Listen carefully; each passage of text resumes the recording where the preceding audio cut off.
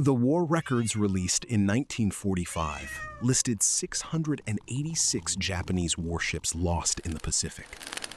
The Shinano was not among them.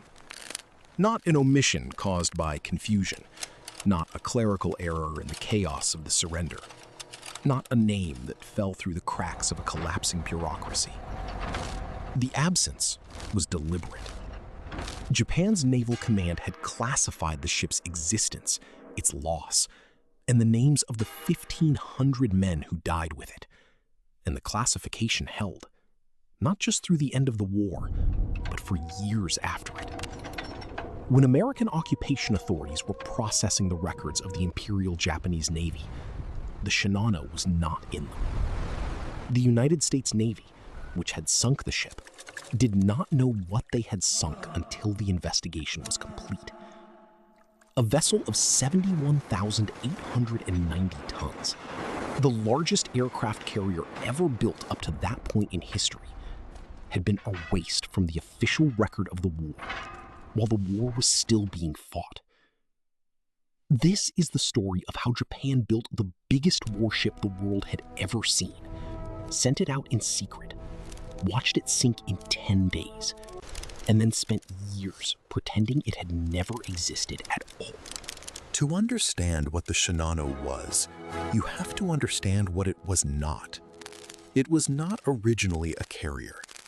When the keel was laid down at the Yokosuka Naval Arsenal in May of 1940, it was intended to be the third ship of the Yamato-class, the most powerful class of battleships ever constructed. The Yamato and the Musashi, the first two ships of that class, were already under construction nearby, and together they represented Japan's answer to the naval arms limitation treaties it had accepted in the 1920s and then rejected in the 30s. If the Navy could not build more ships than its rivals, it would build ships that were individually more powerful than anything those rivals possessed. The Yamato-class was the result. Vessels of over 64,000 tons, carrying 18.1-inch main guns, the largest fitted to a warship. Guns capable of hurling a shell the weight of a small car over 25 miles. The third hull was meant to continue that logic. Then came Midway. The Battle of Midway, in June of 1942, cost Japan 4 fleet carriers in 4 days. In 4 days, the offensive striking power that Japan had built over a decade was cut in half. The Naval Aviation Corps that had planned and executed Pearl Harbor, that had swept across the Indian Ocean and the Western Pacific, was broken. Not in terms of aircraft or pilots alone, but in terms of the flight decks those aircraft needed to operate from.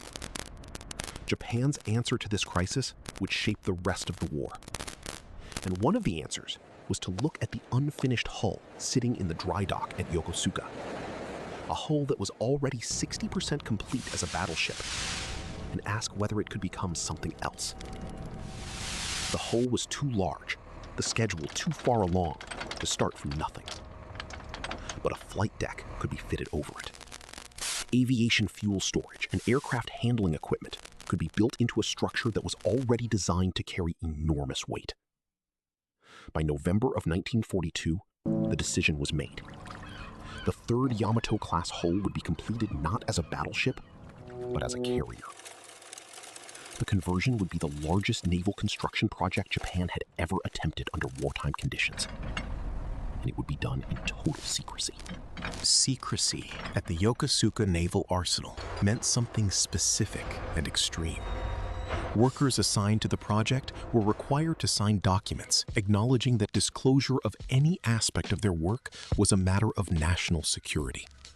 They were told, and many believed, that the project did not exist in any form that they were permitted to discuss outside the yards. The hull was worked on behind screens and overhead covers designed to prevent aerial observation. Shift workers were rotated so that no single person could see the full scope of what was being built. The ship was never referred to by name in documents that might circulate outside the immediate command chain. Its class, its dimensions, its purpose, and its projected readiness were all classified at the highest levels available to the Navy. This was not unusual in itself. Warships were routine. The conversion took just over 2 years. That sounds slow, and by peacetime standards, it was not particularly fast. But the Shinano's hull had originally been designed to carry the stresses of battleship combat. Armor plate, gun turrets, the weight of an armored citadel. And adapting that structure to the entirely different demands of carrier aviation required engineering solutions that had no precedent in Japan's shipbuilding history. The flight deck alone was over 840 feet long. To support it, the designers had to essentially build a second ship on top of the first, a massive armored structure over the original hull, connected by frameworks that had to be calculated for the new weight distribution. The elevator systems that would move aircraft between the hangar deck and the flight deck required space that had never been intended to exist inside a Yamato-class hull. The aviation fuel tanks had to be isolated and protected in ways that a battleship's fuel bunkers had never needed to be. Every system was a compromise between what the hull could support and what a carrier needed to function. And all of it was done under conditions of wartime material shortage, with workforces that had already been thinned by conscription. By the autumn of 1944, the strategic situation had changed in ways that made the Shinano's completion urgent in a different sense. American carrier task forces were operating freely in the Western Pacific. The Philippine Sea Battle in June had essentially eliminated Japan's remaining carrier aviation as a fighting force. The Battle of Leyte Gulf in October had cost Japan most of its surviving surface fleet. The Shinano was not going to change any of this. It was a single ship, and the aircraft and trained pilots to fill it were not available. But the Navy needed it commissioned, partially because it could serve as a transport for aircraft and equipment from the home islands to forward bases, partially because a ship this large, once operational, represented something the Navy could point to, proof that construction was continuing, that capability was being built, that the war was not over. There were also practical engineering reasons to move it. The ship took up a berth that was needed for other work at Yokosuka, and so the schedule was accelerated in ways that would later be identified as the direct cause of the disaster. When the Shinano was commissioned on November the 19th, 1944, it was not ready to operate as an aircraft carrier. The watertight compartments, the internal divisions that were supposed to prevent flooding from spreading through the ship if the hull was breached, had not been finished. The fittings that were meant to seal individual sections from each other were incomplete. The pumping systems, designed to manage flooding in damaged compartments, were not yet fully functional. The crew, numbering around 2,500, had not completed workups, the training period during which a ship's crew learns to operate their specific vessel, to handle emergencies, to run damage control drills. On a ship of this complexity, with systems that had never been tested at sea, that training was not a formality.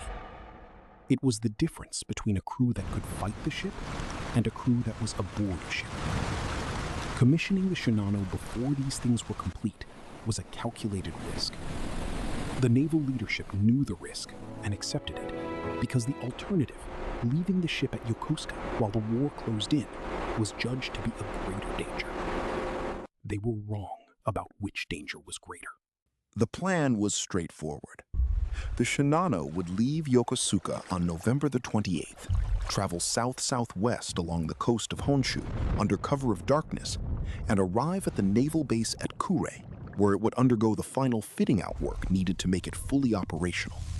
The route was roughly 200 miles.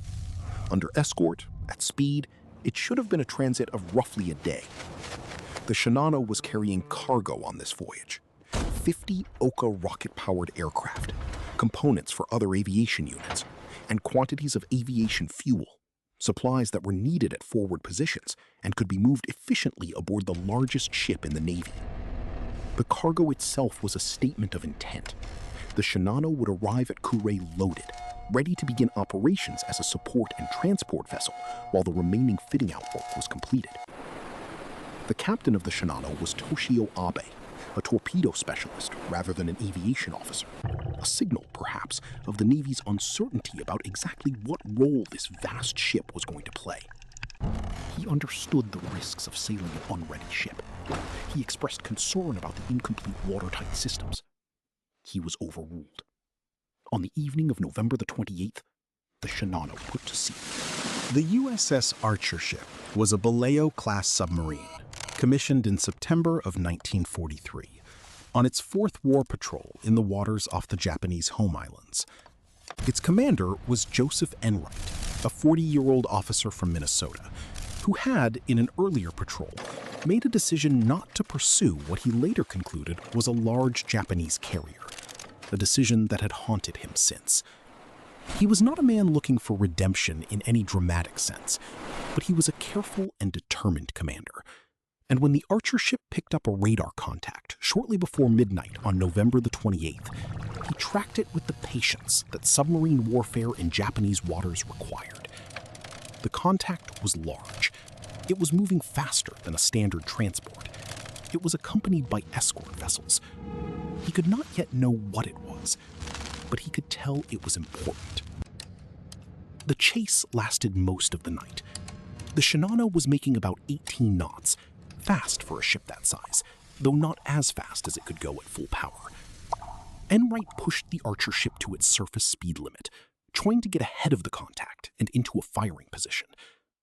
The geometry of the pursuit was complicated by the escort screen. Several times it seemed the contact would open the range beyond reach. Each time, a course change by the Shinano, attempting perhaps to follow a zigzag pattern that was standard anti-submarine doctrine, brought it back into range. At 20 minutes past 3 in the morning of November the 29th, the Archerfish fired 6 Mark 14 torpedoes from a range of approximately 1,400 yards. 4 of them struck the Shinano's hull. The pattern of hits was significant. The torpedoes struck along the starboard side in a spread that covered roughly the midships and aft sections of the hull. The Mark 14 torpedo carried a warhead of 668 pounds of Torpex explosive, a compound roughly 50% more powerful than TNT by weight.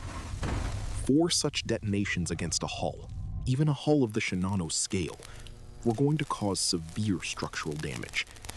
The question, and it was a genuine question given how large and heavily armored the Shinano was whether the damage would be controlled or catastrophic. On a fully operational ship, with trained damage control crews and complete watertight integrity, there was a real possibility that the flooding could be contained. But the Shinano was not a fully operational ship. In the minutes after the torpedoes struck, the Shinano's crew responded with the tools they had.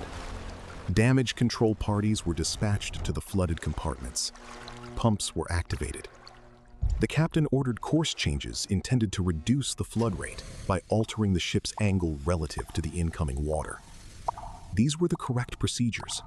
They were the procedures the crew had been taught. But the crew had not had the time at sea that turns procedures into reflexes. They had not drilled these specific compartments in these specific conditions. And the watertight doors and fittings that were supposed to limit the spread of flooding were not all functional. Some were not installed. Some had been installed but not properly tested. Some failed under conditions that the specifications said they should have survived. Water moved through the Shinano's internal spaces along paths that should not have existed, into compartments that should have remained dry. The flooding did not stop. It spread. The Archerfish surfaced after the attack and observed. From a distance in the darkness, what Enright could see through his binoculars was a very large silhouette with escort vessels moving around it. He could tell the ship was in serious trouble. It was slowing, it was listing. Its motion through the water had changed in the way ship's motion changes when they are fighting to stay afloat. But he could not identify what he was looking at. The Archerfish's log recorded the contact as an unknown vessel, possibly a transport of unusual size. Enright did not know he had struck Japan's most secret warship. He could not have known. The Shinano did not exist in any intelligence document that the United States Navy had access to. The submarine that had just put 4 torpedoes into the largest aircraft carrier in history believed it had attacked a freighter. It was a measure of how completely the secrecy had worked, that even in the moment of the ship's destruction, its nature remained hidden from the enemy that was destroying it. The Shinano took 8 hours to sink. That number is important. It is not the number of a ship that was overwhelmed quickly, that went down in minutes like a vessel fatally hit in a vital location. 8 hours is the number of a ship that fought the water coming in, that had a crew attempting to save it, that was large enough and buoyant enough to resist the flooding for the better part of a day. And yet, it sank. The flooding that began at the torpedo hits spread through the ship in ways that the damage control efforts could not contain. Compartment after compartment filled. The list increased. The pumps could not keep pace with the volume of water entering through the incomplete fittings. The ship's engineering systems, the propulsion, the electrical power, the pumps themselves began to fail as the flooding reached the spaces they occupied. Once the pumps could no longer function, the flooding became irreversible. The sea was cold. The waters off the Key Peninsula in late November sit at temperatures that incapacitate an unprotected swimmer within minutes to hours. The Shinano had carried a crew of approximately 2,500 officers and enlisted men, plus the workers who had been aboard to continue the fitting out work during the transit. As the ship listed and then began to founder in the early morning hours, the capacity of the escort vessels to rescue survivors was limited by the darkness, the sea conditions, and the sheer number of men in the water. Captain Abe had ordered the crew to brace for the ship's final moments, and by some accounts, he remained on the bridge as the Shinano went under, the traditional posture of a Japanese naval officer for whom surviving the loss of his ship was not an honorable outcome. Whether this was Abe's deliberate choice or the result of circumstances that prevented evacuation is not entirely clear from the surviving accounts, because the accounts that survived were fragmentary and were suppressed for years after the event. What is clear from the post-war record is the count. Of the approximately 2,500 people aboard the Shinano on its last night, 1,435 did not survive. More than half the people on the ship died in the cold water of the Key Peninsula approaches. It was the largest single loss of life in the sinking of any warship in the Second World War. It was larger than the losses on the Yamato itself. It was larger than the losses on any Allied capital ship sunk in the entire Pacific War. And almost no one at the time was permitted to know it had happened. The 50 Ohka aircraft that the Shinano carried went down with the ship. The Ohka, the name means cherry blossom, was a rocket-powered aircraft designed to be carried to the target area by a mother plane and then released, with a pilot aboard who would guide it to a ship by steering it in a terminal dive. It was, in other words, a piloted weapon with no return capability. The pilots who flew them volunteered. The aircraft were small, fast, and difficult to intercept in the final seconds of their approach. And 50 of them, along with the aviation fuel and spare components the Shinano was transporting, went to the bottom of the Pacific on November the 29th, 1944, before any of them had ever been used in combat. The irony of the Shinano's cargo is not a small irony. The ship that was supposed to change Japan's naval fortunes, the largest carrier ever built, carrying weapons that were a final, desperate innovation, never launched a single aircraft. It went from commissioned to sunk in 10 days, carrying its cargo to the bottom, unused. The formal question of why the Shinano sank comes down to a finding that is almost unbearably simple. The ship was not ready to be at sea. The watertight integrity that any naval vessel depends on to survive torpedo damage was not in place. The crew was not trained for the emergency they encountered. The decision to sail on November the 28th was made by people who understood these deficiencies and accepted the risk anyway, because the pressures of the strategic situation made waiting seem more dangerous than sailing. This is how serious institutional failures usually work. Not through ignorance. The people who made the decision were not ignorant of the risks, but through a miscalculation of which risk was larger, made under conditions of extreme pressure with incomplete information and no good options. The Shinano was a product of Japan's wartime position, built too large, converted too late, commissioned too soon, and sailed on a night when a patient American submarine commander was exactly where it needed no one to be. The Imperial Japanese Navy classified the Shinano's loss within hours of the sinking.